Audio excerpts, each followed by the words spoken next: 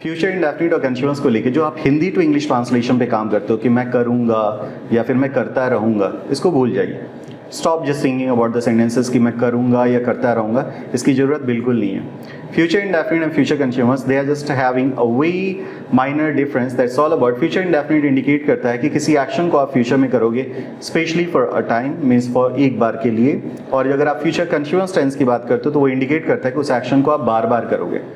जैसे for example आपको बोलना है सर मैं एक फ़ोन खरीदूंगा, so it's all about going for once. आप उस काम के लिए पहली बार जा रहे हो तो आपको बोलना होगा आई will buy a phone. What is the sentence? I will buy a phone. लेकिन आपको लगता है नहीं, मैं अपनी एक शॉप ओपन करूंगा और फ़ोन खरीदूंगा और phone बेचूंगा।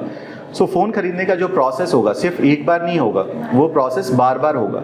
Even if you come across this particular sentence in Hindi में आपको समझ में आएगा कि मैं फ़ोन खरीदूंगा और बेचूंगा, but the activity will be repeated again and again. So for the repetitive active और the activities that you are going to repeat, जिन एक्टिविटीज़ को आप बार बार रिपीट करोगे उसके लिए हम फ्यूचर कंटीन्यूअस यूज़ करते हैं। अंडरस्टूड? कुछ सेंटेंसेस से समझने की कोशिश करते हैं ना। First of all you need to understand the difference between future indefinite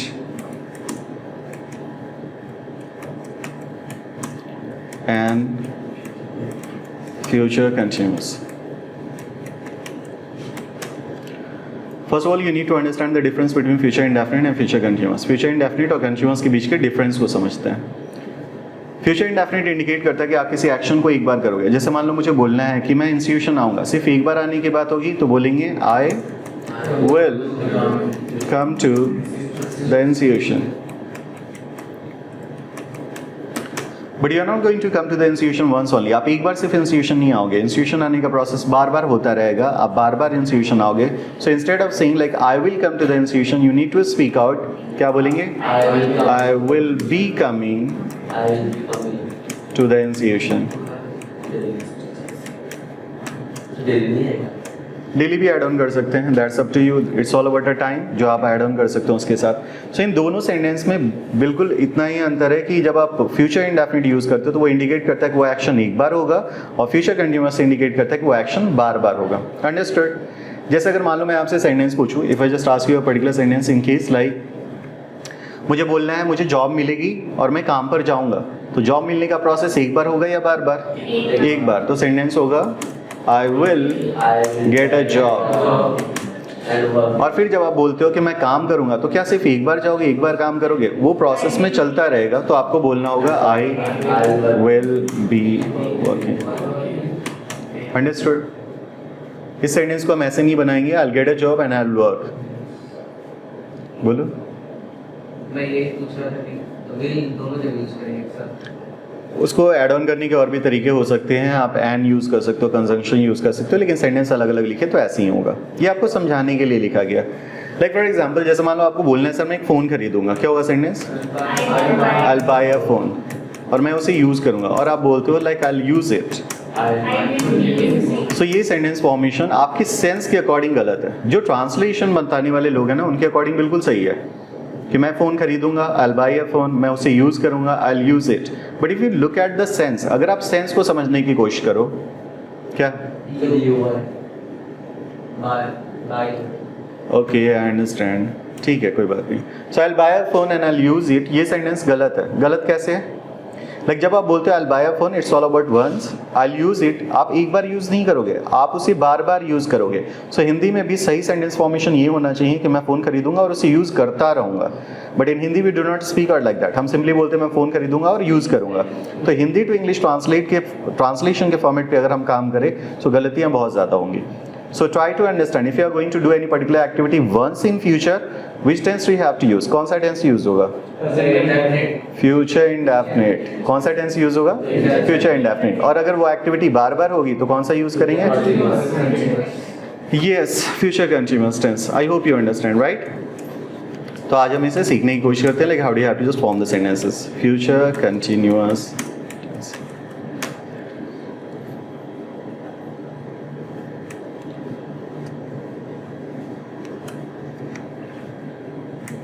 See, why do we use it?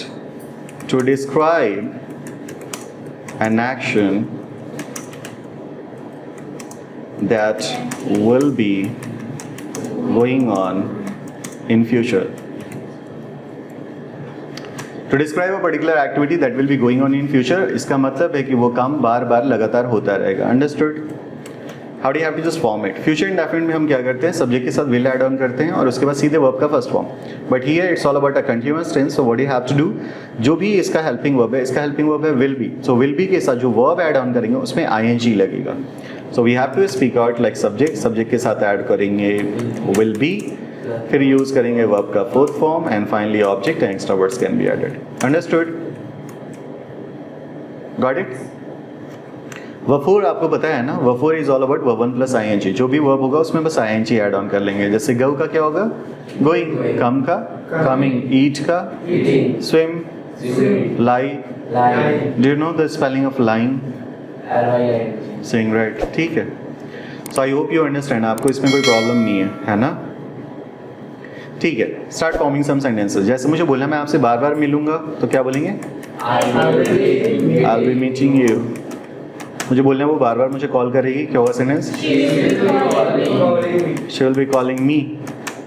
वो मेरी हेल्प हमेशा करेगा, क्या बोलेंगे? You will be helping me always.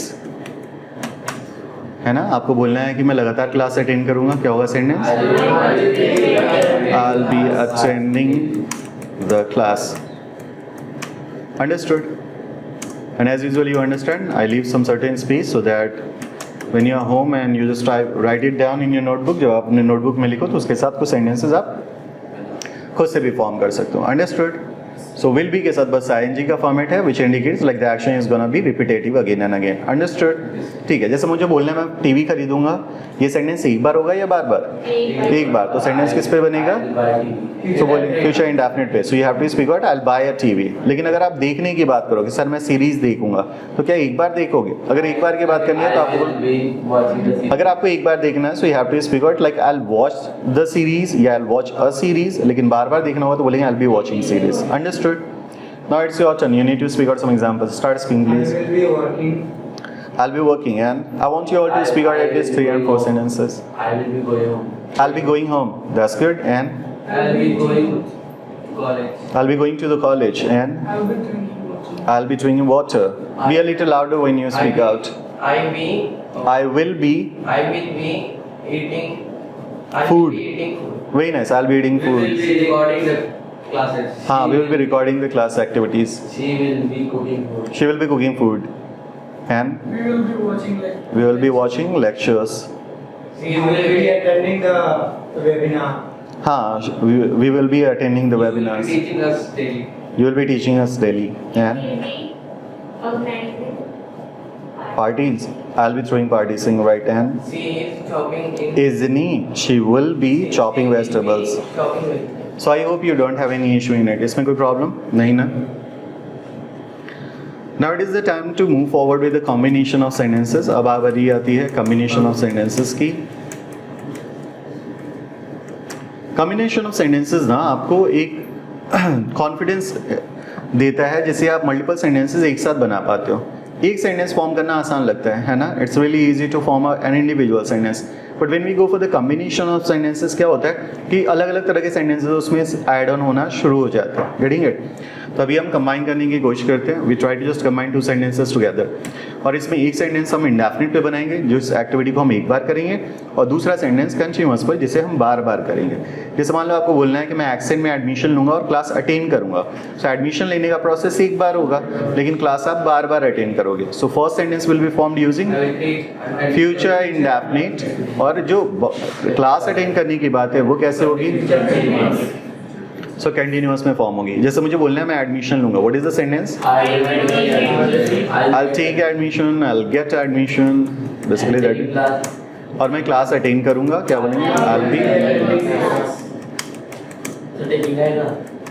taking भी हो सकता है. I'll be taking the class or I'll be attending the class. वैसे ही आपको बोलना है सर मैं अपना अकाउंट ओपन करूंगा और उसके बाद पैसे सेव करूंगा. तो अकाउंट बार बार ओपन करोगे? नहीं ना, एक बार. Open my account. पहले तो इस कंटेंट को समझ लो. आई विल, जब मैं आपसे सेंटेंस पूछूं तभी बताओ. खुद भी प्रोसेस में लगे रहते हो. हाँ, मुझे बोलना है मैं अकाउंट ओपन करूंगा, क्या बोलेंगे? वैसे आप इसको ऐसे बना सकते हो. I will gate an account opened it's basically an expression, जब आप काम किसी और से करवाते हो, है ना, तो ये एक अलग तरह का एक्सप्रेशन है, गेट समथिंग डन। तो आपको बोलना होगा I get an account open, मैं अकाउंट ओपन करवाऊंगा और पैसे सेव करूंगा। क्या होगा sentence? I will be saving some money. Understood? Simply आपको बोलना है कि कुछ और ऐड ऑन करते हैं। जैसे मान लो फॉर एग्जांपल आपको बोलना है कि सर मैं एक फ़ोन खरीदूंगा और उसे यूज़ करूंगा, तो क्या होगा sentence? I'll buy a phone and I will be using it. Understood? So this is the way how you can just form the combination of sentences as well. Understood? ठीक है. Once more, I want you all to speak out some examples. Start speaking, please. I will buy a book. And We don't call it I'll buy a book. It's not book. It's book. I will buy a book and I will. I'll be reading it. I will be reading. Very nice. I buy a car, I will be driving it. I'll buy a car and I'll be driving. I will buy a car and driving. I drive. I'll buy a car and will be driving. I will buy a home and I will be living it. Living it? I'll be living in. I will buy a pen and I'll be writing. I'll buy a pen and I'll be writing. That's good. And you all have to speak out at least 2 sentences, not less than that. Yes, please. I registered in French, I'll be learning it. Or instead of that, you can say I'll get admission in French and I'll be learning it. देखिए यहाँ पर एक और additional sentence आप के formation पे ध्यान दे सकते हो। जो आप बोलते हो ना, जैसे मैं कुछ करूँगा, आई विल, जैसे फॉर एग्जांपल मैं एडमिशन लूँगा, आई विल गेट एडमिशन, और मैं सीखूंगा, तो आप बीच में ना बोलने के दौरान बोलते हो and I will be learning. देखिए अगर ग्रामेटिकली देखा जाए तो ये सेंटेंस फॉर्मेशन गलत है। This particular sentence formation is incorrect, है ना, क्योंकि इसमें सब्जेक्ट को दोबारा रिपीट किया गया है एंड एक कंजंक्शन है। जब सिमिलर सब्जेक्ट होता है तो उसको हम ओमिट कर सकते हैं और एंड के पहले कॉमा प्लेस नहीं करेंगे। वैसे तो एक अलग फॉर्मेट है जिसको हम क्लाउज कहते हैं कि इंडिपेंडेंट क्लाउज होता है तो कॉमा प्लेस होता है और डिपेंडेंट क्लाउज होता है तो नहीं होता। बट यहाँ पे आप ऐसे ही बोल सकते हो, आप बोल सकते हो like I will get admission and will be learning. This can be consider right sentence that you can just write as well, जिसको आप लिख भी सकते हो। अंडरस्टूड? ठीक है, जैसे कुछ और ऐड ऑन करता हूँ। जैसे मुझे बोलना है लाइक मैं एक ड्रेस खरीदूंगा, क्या होगा sentence?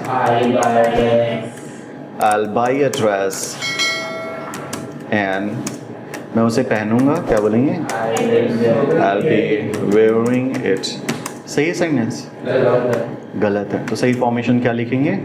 I'll buy a dress. बोलेंगे I'll buy a dress Will be wearing. and will be wearing it. So this is the way how you can form the sentence. Understood?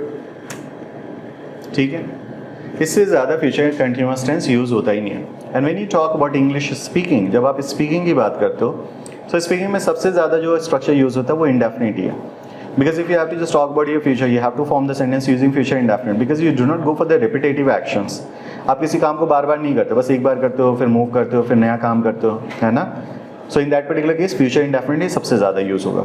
जैसे for example if I just ask you like what are you going to do after the class, आप class के बाद क्या करोगे, तो आप कह सकते हो sir I will go home, I will have food, I will go to the school, I will study, I will return, I will talk to my friends. तो जितने भी सेंटेंसेस आप फॉर्म करोगे वो सारे के सारे फ्यूचर इंडेफिनिट पर आएंगे। Getting it?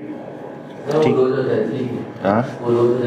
हाँ, और वैसे भी आप उस एक्टिविटी के बारे में बताना चाहते हो कि सिर्फ वो एक बार हो रहा है। Understood? Now it is the time to understand its six form. इसका सिक्स फॉर्म भी समझना आपके लिए जरूरी है। सिक्स फॉर्म्स के बारे में बात करते हैं। जैसे मुझे बोलना है लाइक आप मुझे कॉल करोगे बार बार, क्या होगा sentence? You will be calling me. Sorry, will be का मतलब ही है कि आप बार बार करोगे, है ना, तो इतना एम्फेसाइज करने की जरूरत नहीं है।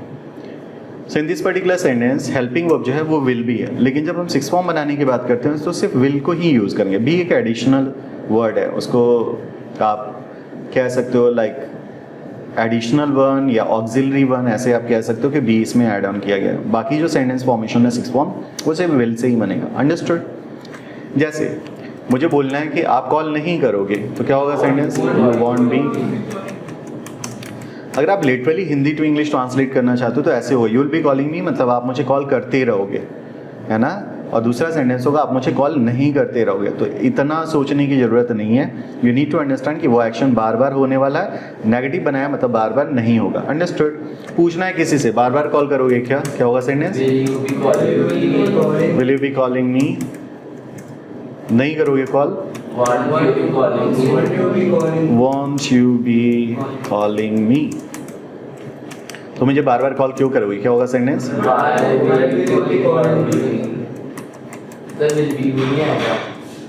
Sorry,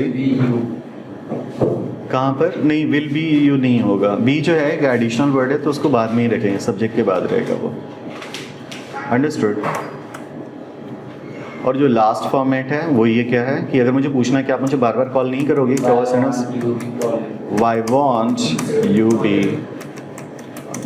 understood. जो बीइंग वर्ड है, बीइंग वो कब यूज होता है? ऐसे देखो, अगर हम किसी पर्टिकुलर वर्ड की यूटिलाइजेशन की बात करें कि बी कब यूज़ होता है, बीइंग कब यूज़ करता है, या फिर बीन कब यूज़ होता है, so that's quite difficult to be understood, क्योंकि बी जो है एक मेन वर्ब भी है और हेल्पिंग वर्ब भी है। सो अगर आप मेन वर्ब की तरफ यूज़ करोगे तो जैसा फॉर्मेशन होगा वैसे यूज़ होगा। Getting it? जैसे बी का मतलब होना या रहना भी होता है। जैसे अगर आपको बोलना है कि मैं दिल्ली में रह रहा हूँ तो आप बोल सकते हो like I am living in Delhi, तो इसकी जगह आप बोल सकते हो I am being in Delhi, है ना। आपको बोलना है मैं कोलकाता में रह चुका हूँ तो आप बोलते हो I have lived in Kolkata, उसकी जगह आप बोल सकते हो जैसे now we call it Calcutta और समथिंग लाइक दैट। सो आप बोल सकते हो have been in Calcutta. So be का फॉर्मेट बदल रहा है ना, बी, बीन, बीन और समथिंग लाइक दैट। ठीक है, understood. So future continuous tense is over here. यहाँ पे फ्यूचर कंटीन्यूअस टेंस जो है कंप्लीट होता है। Getting it? अब देखिए बताता हूँ मैं आपको एक अगला कॉन्सेप्ट, दैट्स ऑल अबाउट क्या इसकी नहीं, इसके कॉमन क्वेश्चंस की जरूरत पड़ेगी नहीं, क्योंकि नहीं आप इसे क्वेश्चन में यूज़ करोगे। मोस्टली अगर आपको क्वेश्चन पूछना होता है तो आप फ्यूचर इंडेफिनिटली यूज़ करते हो, जैसे कि आप मुझे कॉल करोगे, कि आप मेरी हेल्प करोगे, कब आओगे, कब जाओगे, राइट। तो ये जितने भी सेंटेंसेस फॉर्म होंगे सिर्फ फ्यूचर इंडेफिनिट पे होंगे। अंडरस्टूड? ठीक है, so let me tell you like future continuous tense is over. Now we have to just move forward with the next one. It is all about future perfect tense. It exists. Future perfect. Yes, obviously it exists.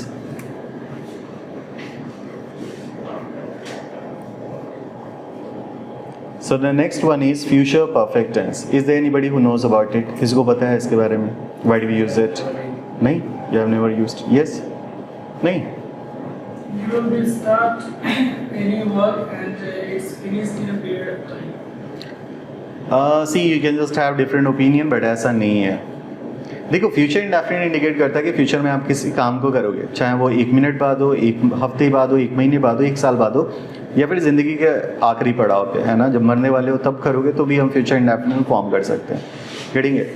सो अभी से लेके आने वाले समय में, अभी 1 second बाद से लेके आपकी लाइफ के एंड तक जो भी एक्टिविटीज़ होगी, सारी एक्टिविटीज़ हम फ्यूचर इंडेफिनिट पे ही फॉर्म करते हैं। Getting it? बट अगर किसी एक्शन को बताना है कि वो रिपीटेडली होगा, बार बार होगा, so in that particular case कौन सा टेंस यूज़ करेंगे? Future continuous. अब बारी आती है फ्यूचर परफेक्ट की। तो ये अपने नाम में जैसा है ना, फ्यूचर परफेक्ट, मतलब कोई ऐसा एक्शन जो परफेक्ट हो जाएगा कब? फ्यूचर में। So if there is any particular action which is gonna be finished in future onwards, उसके लिए हम फ्यूचर परफेक्ट टेंस यूज़ करते हैं। इसको समझने के बहुत सारे तरीके हैं। वैसे मैं कुछ तरीका बताता हूँ जैसे आप इजिली इसे कर पाए। For example, to describe an action that will have been finished till a certain time or action in future. देखो, this can be the easiest way to understand. To describe an action that will have been finished till a certain time or action in future. Future में अगर आपको बताना है अभी जो action होगा, आने वाले समय में आप कुछ करना चाहते हो और आपको लगता है कि उस समय तक ये काम पूरा हो गया होगा, तो उस केस में हम फ्यूचर परफेक्ट टेंस यूज़ करते हैं। जैसे अभी 2024 चल रहा है और आपको लगता है सर 2026 तक मैंने एक फ्लैट खरीद लिया होगा, अभी तो नहीं खरीदा। और अगर आपको सिर्फ सिंपली बोलना है कि मैं खरीदूंगा, अगर नॉर्मल प्लानिंग है तो आप बोलोगे आई will buy a flat. Getting it? लेकिन आपको ये बताना है कि सर ये एक अचीवमेंट है, आई विल हैव अचीव्ड इट, मैंने उसे पा लिया होगा, मैंने उसे प्राप्त कर लिया होगा। So in that particular case future perfect tense is used. Understood? या फिर वो एक्शन भी हो सकता है। जैसे मान लो आप फ्यूचर में कोई एक्शन करोगे, आज की ही बात कर लेते हैं, रात में आप क्या करोगे, सोओगे, और अगर उसके कॉन्टेक्स्ट में आपसे पूछा जाए कि सोने से पहले आपने क्या क्या कर लिया होगा, वो सारी एक्टिविटी क्या कर ली है अभी आपने, नहीं ना, अभी आप उसे करोगे, लेकिन वो पूरी हो गई होगी किससे पहले, किसी एक्शन से पहले। एक्शन क्या है, सोना। तो आपको बोलना होगा उस कॉन्टेक्स्ट के कंपैरिजन में बोलना कि सर सोने से पहले मैंने ये सारी चीज़ें कर ली होंगी, उन सेंटेंसेस को भी हम फ्यूचर परफेक्ट में बनाते हैं। अंडरस्टूड। वैसे अगर हम नॉर्मल स्पीकिंग की बात करें सो हार्डली भी utilize it, but still if it is needed, अगर इसकी जरूरत पड़ेगी so we have to use it. Understood Bilal? So now it is the time to understand how do you have to just form it. देखो indefinite में आपने सिर्फ use किया था will plus verb, continuous में था will be और ing। यहाँ पे आपको यूज करना है will have, and along with that you have to just use the third form of verb and finally object and extra words. तो बीन नहीं है। Sorry, been. been होता ही नहीं है। सब्जेक्ट के साथ will have लगाएंगे और verb का third form, and finally object and extra words can add on कर लेंगे। फ्यूचर परफेक्ट टेंस का जब आप पैसिव सेंटेंस फॉर्मेशन पढ़ते हो ना, तो वहाँ पे आता है। जितने भी परफेक्ट टेंस है उनका अगर आप पैसिव करोगे पैसिव सेंटेंस फॉर्मेशन में, तो वहाँ पे हम बीन एडिशनली ऐड ऑन करते हैं। Getting it? ये समझ में आप सभी को? बिलाल? गुड। ऐड के बाद हमेशा वर्ब फ्री होता है। हाँ, एक सिंपली आप ऐसे भी याद रख सकते हो कि हैज़, हैव एंड हैड कभी भी किसी सेंटेंस में लगा और उसके जस्ट बाद का मतलब उनके ठीक बाद अगर वर्ब प्लेस करना है, so we always place the third form. Getting it? Has, have and had के जस्ट बाद अगर वर्ब प्लेस करना है तो हमेशा थर्ड फॉर्म होता है। बट अगर हैज़, हैव, हैड के बाद अगर कुछ एडिशनल वर्ड लगा है, कोई प्रपोजिशन लगा है, तो फिर थर्ड फॉर्म नहीं होगा, फिर वो वेरी कर सकते हैं। अंडरस्टूड? हाँ, अगर आपने टू ऐड ऑन कर दिया तो टू के बाद वर्ब का हमेशा हम फर्स्ट फॉर्म यूज़ करते हैं, लेकिन यहाँ पर सीधे डायरेक्टली थर्ड फॉर्म यूज़ करेंगे। जैसे मुझे बोलना है, लाइक उसने आपको इन्फॉर्म कर दिया होगा, क्या होगा sentence? He will have informed you. हाँ, he will have informed you. मुझे बोलना है, उसने आपको मैसेज भेज दिया होगा, क्या होगा sentence? She will have sent you an SMS. Understood? वैसे ही मुझे बोलना है, उसने होमवर्क कंप्लीट कर लिया होगा, क्या होगा sentence?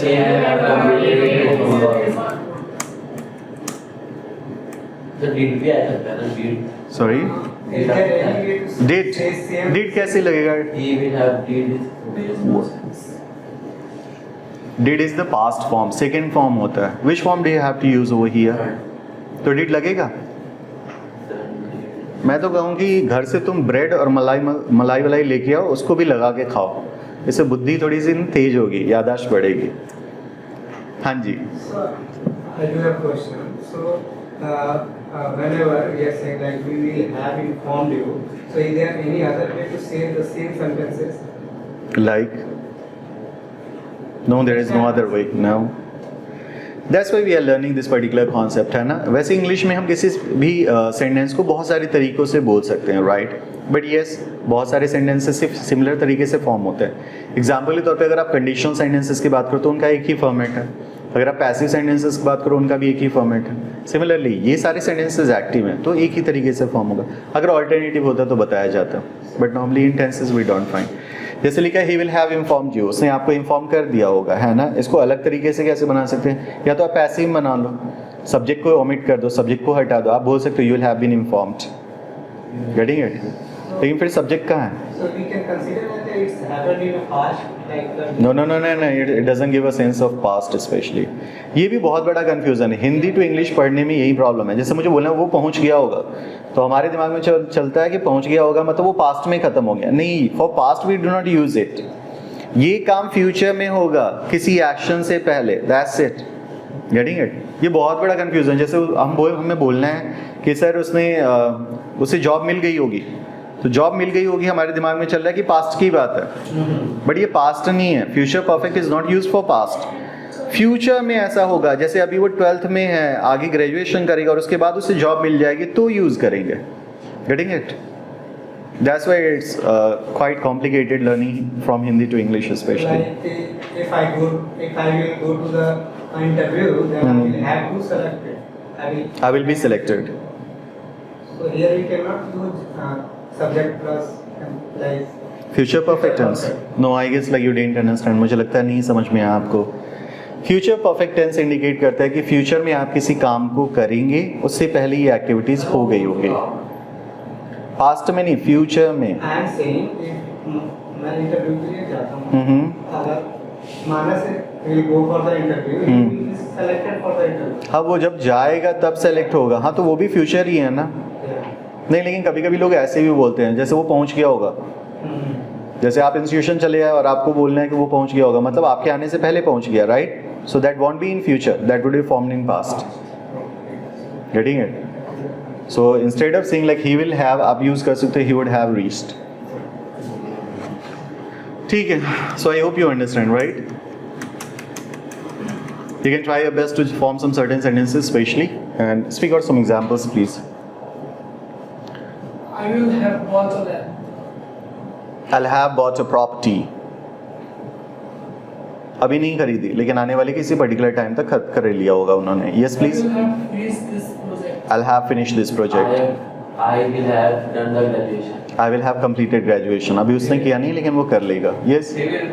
He will have bought a new property. What is but? It's bought. He bought a property in 10 years. हाँ, he will have bought a property in 10 years. चल जाएगा मतलब। ये सही है ना? एक काम करो, एक रेलगाड़ी खरीदो तुम और उसके ऊपर सामान रखो और उसे चलाओ, वो चलेगा। सेंटेंस सही होगा। देखो बेसिकली क्या होता है, वी आर ऑलवेज कंफ्यूज्ड, हम हमेशा कंफ्यूज रहते हैं कि हमारा सेंटेंस सही है या गलत। अगर आपने इस पैटर्न को फॉलो किया है तो गलतियां होने के चांसेस ना के बराबर है। Getting it? आपने सब्जेक्ट प्लेस किया, विल हैव प्लेस किया, वर्ब का थर्ड फॉर्म ऐड ऑन किया, सो सेंटेंस सही ही होगा। Getting it? और इस डाउट में मत रहिए कि सही है, गलत है, होगा, नहीं होगा। I am here to help you out कि अगर आपको नहीं समझ में आएगा या फिर आपने सेंटेंस गलत बोला तो मैं आपको बताऊंगा गलत है। आप खुद से सोचने लगते हो सही है, गलत है ना? Good. Yes please. I will have learned English. I'll have learnt English. It's not English, it's English. I'll have learnt English. I have got a job. I'll have got a job. And I will have completed my master's. हाँ, saying right. I'll have completed my I master. will have graduated. I'll have completed graduation. That's I good. have received my salary. I'll have received my salary. And I hope like you will have given the amount what is left. I will have bought a TV. I'll have bought a I TV. will have submitted my dues. That's really good. Once you do that, I'm going to just offer a party to you. Okay, it's fine. See, like if you देखिए पैसे जिससे मिलेंगे उसे ही तो party I देंगे। will have bought a packet of milk. हाँ, I will have bought a packet of milk. तुम पहले पैसे इकट्ठे करो। हाँ जी, ठीक है। देखो, now it is the time to understand the next concept. That's all about sixth form. Future perfect tense भी सेंटेंस फॉर्मेशन में बहुत ज़्यादा यूज़ नहीं होता। अगर आप नॉर्मल कन्वर्सेशन की बात करें तो रेयरली इसे यूज़ करने की ज़रूरत पड़ती है, but still if you need it, अगर इसकी ज़रूरत है तो आप यूज़ कर पाओगे, है ना? For example the sentences like you will have bought a house, मतलब आपने एक घर खरीद लिया होगा। मुझे बोलना है आपने घर नहीं खरीदा होगा। क्या कह रहे हो? ठंड लग रही है, इतनी गर्मी में तुम्हें ठंड कैसे लग रही है? जब तुम आते हो वैसे तो पसीने से तर तर रहते हो।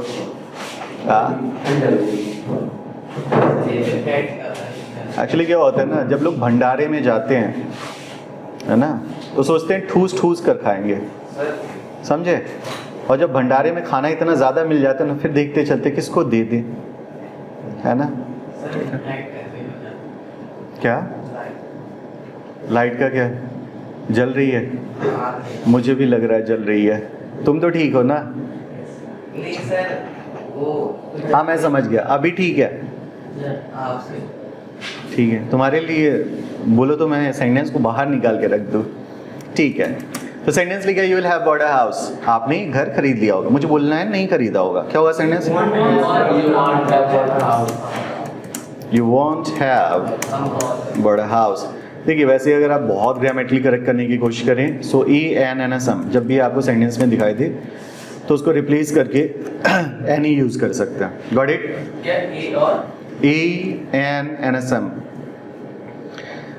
किसी भी पॉजिटिव सेंटेंस या अफर्मेटिव सेंटेंस में ए एंड या सम अगर दिखाई दे तो नेगेटिव या इंटरोगेटिव सेंटेंस फॉर्मेशन में उसे हम रिप्लेस कर देते हैं एनी से।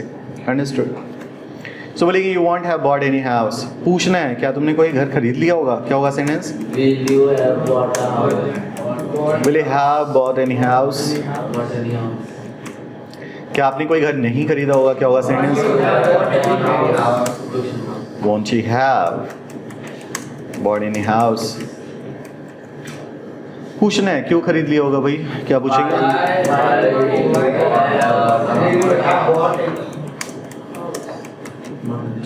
Why will you have bought any house? And the last sentence, क्यों नहीं खरीदा होगा, क्या होगा सेंटेंस?